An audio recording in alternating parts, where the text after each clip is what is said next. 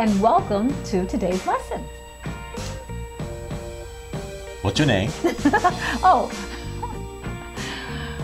hi, my name is Cheryl Delaney, and I'm welcoming you to today's lesson. And who am I? Well, I got to say all that too? If you want to open, that's what you have to say. Oh, okay. This is going to be part of the video, so All right. just say this. All right. No, I mean, all of this is part of the video. So now say, this is my partner. Oh, we got to say all that? Oh, this is part. Oh. Get it. This is your biggest supporter, Mark Delaney, and you just met her. You know who she is. Trying to take control, be a leader, which is a good thing. But we're here today to talk about getting offers accepted. Hope you're going to cut that part. Okay. No, it's going to be there. It's going to be there. Thanks. We're going to talk about getting offers accepted. We're going to talk about that because a mathematician could look and say marketing income in reality equals the offers that are accepted, right? Because ultimately speaking, that's the goal, is to get them to accept our offers. And the people who accept our offers, that really is our income. But the reason this formula works and is relevant is because ultimately, if it's just about the person saying yes, then we really have no control. Well, there's a lot of stuff in between that and that. Correct. But in pure math, when our income is offers accepted, all of this is how we get a higher percentage from the art perspective of marketing. But if 10 people say yes to $1,000 each, our income is $10,000. Okay. But if our whole sales and marketing career focuses in on getting people to say yes, getting those 10 people, we miss our opportunity to grow way beyond that, to make our life easier, to do it in less time, to get better quality of clients. I don't know if that makes sense to you. You look bewildered. Because it does. It makes sense to me, right? Quite. Yeah. No, okay, so let me explain it to you this way. Okay. Maybe I'm just not getting it. I don't know. We woke up one day with the idea that we could change the world through a product or service we wanted to offer. Well, yes. Whether it's a network marketing company and a product, whether it's something we created ourselves, whether it's something we purchased, whether they use it internally, whether they wear it, whether they live in it, no matter what it is we sell, I hope we do it because we think we can make the world a better place or those people's lives better because we can solve a problem. Exactly. Right? That's the goal. So if our goal then becomes, I'm going to wake up every day and I'm going to get 10 people to say yes, then we basically become somebody who is one of those what I call mercenary salespeople. All right. Have you ever had a mercenary try to sell you something where they sit you down and they talk to you and they talk to you and they talk to you and they close and they do this and they make this offer, and it's obvious that they don't really care whether you want what they're offering. They just want your money. Well, they have a quota of some sort that they have to fulfill. Correct. I don't want to be that kind of salesperson. And I imagine you don't want to be either. I don't think you want to be. So what we want to do is take ourselves through this whole process of being able to meet with people who genuinely want what we are offering. And when they get it, when they leave us, they feel like, wow, I'm glad I met this person. This person has really helped me, not I got to go take a shower because, man, this person just really rubbed me the wrong way. Or you feel like you got sold. Or you have buyer's regret immediately following. If you just focus on how many can I sell, what you basically are is a mercenary salesperson. Okay. But if you see your product or service as, I'm going to change the world, and you make yourself exposed to the right people, you go through the process of getting their attention. Right. So they want to hear more. You create interest. Okay. So they want to sit down and talk with you. You demonstrate through the questions we talked about that you can actually solve their problems. Okay. And now you make them an offer. That person who says yes is doing so fully informed, fully understanding what you're going to bring to the table or what you're supposed to bring to the table, and they want what you have. They weren't sold as much as you showed them how you could help them get something they truly wanted. All right, that's perfect. Okay, so that's what we want to do, and that's why marketing and sales income doesn't just equal offers accepted. It equals your willingness to go through this whole process to find the right people for your products or services. Does that make sense? It makes sense. So today, when we left off in the last lesson, we made an offer. Right. Today, I want to talk about how to get more offers accepted. Okay.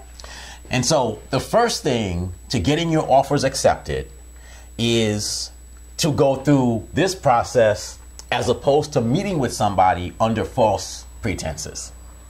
All right. So every now and then, we as marketers, we go to networking events and someone will say something to the effect of, hey, or we may be tempted to say something, hey, I'd love to buy you a cup of coffee. I'd love to learn more about what you do and tell you more about what I do. Now, that sounds perfectly innocent. Right. But if you're going with the intention of demonstrating you're solving their problems, making them an offer, then you're really meeting under false pretenses. Does that make sense? Sure, because you need to ask them some questions. You need to develop this interest and make Right. them want to hear how you can solve their problems. Exactly. So I want you to picture a date, and a guy or a woman says, hey, let's have coffee. I've got some, business I'd like to discuss with you. And they show it with their parents and say, look at this date I'm with. It's false pretenses. Right? Okay, I mean, that's pretty blatant. Well, but Yes. it is. I have gone to meetings where someone has said to me, I want to know more about what you do, but their whole plan was to sell me something. I understand. That to me is just as blatant.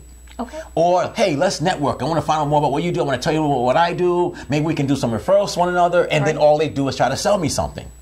Okay. Those situations are false pretenses. And if you want your offers accepted, don't meet like that. You go through this process and have somebody say, I want to hear how you can help me. So what I would say to somebody, if I call them, is basically, hey, I know that you're trying to do X. I think I have some ideas that might help you. And then I'd like to show you how I might be able to help you get to where you want to go. If they say yes to that, then they know I'm there to talk about how I can solve their problem. And then I'm going to make them an offer to work with them ongoing. So when we sit down, they know why I'm there, and I know why I'm there. And that's better than, how do I awkwardly transition from, wow, that's really nice, you have a great business, to now I'm trying to actually make you an offer. Sure. So first way to increase your offers being accepted is to be real about why you're there. Authentic, yes. Okay. Second thing then is make sure that you actually sit down with someone who's genuinely interested in what you're offering. And I know that sounds like a duplication, but sometimes you meet with people because they know you, they like you, so they want to say, okay, sure, I'll meet with you. But as much as you can do to make sure they're interested in your solution, the more likely they'll accept this offer. Sure. So those are things that are important before you meet. While you're meeting, some things that you must do is, number one, you must understand there are only two reasons why people spend money or spend time. Right. Do you know what those two reasons are? Well, I was going to say, I was thinking about they buy things because they like you, but I don't know if that's that. I don't think we're at that point yet. So. No. But ultimately, they spend money because they what they're spending money on will bring them pleasure. Or it'll take them away from the pain. Take away from pain. Right. However, if you looked at somebody and said, what are you more likely to do? Are you more likely to put forth effort to have a little bit of pleasure, or are you more likely to put forth effort to avoid pain? Most people will avoid pain, more so than they'll gain pleasure. Yes. And so if you went to your teenager and said, hey, son, daughter, I'll give you $10 to do a chore around the house. They'll whine and whimper, and they may do it, they may not. But if you said to them, give me $10 for the food I just gave you, I guarantee you'll have a fight on your hands. They will do more, you will do more, we will all do more to keep what we have, avoid pain, than we will to get something more. Okay. And that's part of human nature. So understanding that, the most important thing you can do to have your offers accepted is to get them to experience the pain of their current situation and their future situation if they don't solve this problem. Sure. So getting people to their pain is vital to your success at getting your offers accepted. I understand. Okay. Next thing is objections. People can give you three answers: yes, no, or an objection. Okay, or I have to think about it. Well, that's a kind of a part of an objection. Okay. What do you have to think about it? But if they say yes, you do the deal. If they say no, then you know, hey, at least you got an answer. But when they say, well, I would accept, you're too expensive. I would accept, I'm not sure that you can help me. Whatever it is that they might say, the best way to handle objection is before they make it. Sure, definitely. So during the offer, during this demonstration solving problem, I say to people, you know, I'm fairly pricey. So typically speaking, the only people who I can help are people who are great at implementing, or people who are great at doing what they learn from me. Then they make their investment back. Are you good at doing that? And so what I'm saying is, hey, I'm not cheap, but your success will come if you can do what I teach you. Exactly. And that deals with that objection. Now, no way, if someone wants to say no, can you make them say yes. Right. But you can make a list of common objections and be ready and make that a part of your DSP or your offer made so that they can't then come surprise you when it's done. Another thing is that anything they say except for yes Okay. requires an answer that is a question, Okay. as opposed to you explaining something. Ask a question instead. Okay. So if somebody says, well, that's pretty expensive. Well, yes, but how much is it going to cost if you don't solve this problem?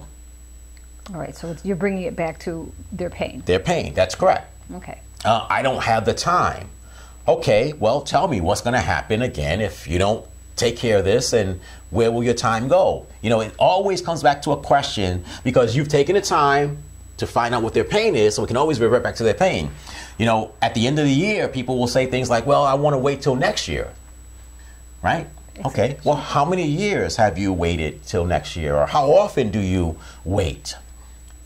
And so it always goes back to them, not your lengthy explanations of why now's a good time. Let them figure it out themselves. Gotcha. Well, that's good. How long have you had this problem? Okay, so you want to wait another 2 months before you do something about it. And what will happen in January that might cause you to want to wait till spring? Okay. So it just is, but again, it's a question, not you explaining. Oh, well, you know, you got to understand that December is this time and statistically this happens. And that's, people don't want to hear that. Ask a question. Every good question deserves a better question. And that's what we do when we follow this process. And more people will ultimately say yes. But here's one thing about the I want to think about it, which is a form of an objection. Yes, it is. Now, there's two ways people say I want to think about it. Well, probably hundreds of ways, but there's three main ways that come to mind. There's the just, I want to think about it. I never make a decision without thinking about it for 24 hours. That's hard to overcome. I need to talk to my spouse. That's hard to overcome. And I want to pray about it. Whenever someone has said, I want to pray about it, they have always come back with a no. Wow. I don't know why that is, but it just seems to happen. It's you and I can't overcome. I want to pray about it. No. So maybe that's just a perfect answer of someone that can't think of a good reason why to say no, but they want to say no. Yeah, what can you say about that one? I want to talk to my spouse. Well, maybe maybe it's better. Well, let me ask you a question. Would your spouse rather hear, is your spouse, so I want to talk to my spouse. Okay, I'm going to take you, I believe that you want to talk to your spouse. I think that might be a good idea. Do you, first of all, see the benefits of what I just proposed to you? Oh, sure, I do. I just got to talk to my spouse. Okay. Do you think that your spouse will better understand it hearing it from you or from me? There you go. In which case, now they can say, okay, well, I guess the three of us should get together. If they refuse to do that, chances are they're making an excuse. They're making an excuse. Definitely. I want to think about it, and the best answer for that is, you know what? I think you should think about it because I want to make sure you make the right decision. However, I need you to understand something. 99% of people who think about something like this say no. Do you want to know why that is? Sure. I'd like to know why. Because when people think about it, they think about it with the same state of mind that created the problem in the first place. Now, that is a statement, not a question. So you want to finish it with, does that do you kind of see how when you leave this room and go out to think about it over the weekend, that you're likely to say no because the state of mind that created the problem is going to exist? Or say nothing because it's a very powerful statement. Either way, maybe even you'd be better off to say nothing and just look at their face as they realize, wow, that is going to happen. But ultimately speaking, if you truly understand their problem, when they give you an objection, it ultimately comes down to, I understand, but is that reason more important than this thing that you told me you wanted? And it's a back a question to them. And so ultimately, there are people who just will say, I'm going to think about it. And there's not a lot you can do, but there is one thing that I need you to understand, that if the moment you make the offer or in the meeting is T equals 0, the further away you get from T equals 0, meaning whether it's hours, days, weeks, the more likely they're going to say no. Definitely. Because the spirit that created the problem is going to cause them to make the decision that the problem's not so bad, or that whatever this is isn't so bad. So whatever you can do, almost to the point of really getting them to experience and understand what you're saying, it's important you get them to make a decision while they're sitting with you. Because that's the most likely frame of mind that they're going to make a decision one way or another. I understand. So does that help you figure out how to go from I made the offer to getting the offer accepted? It does. There's a lot of points, a lot of things to. So I'd watch this video over and over again if I were you and you. Okay. Because ultimately speaking, you don't remember it from hearing it just this one time. No, that was a lot of information. So that basically takes us through the whole formula.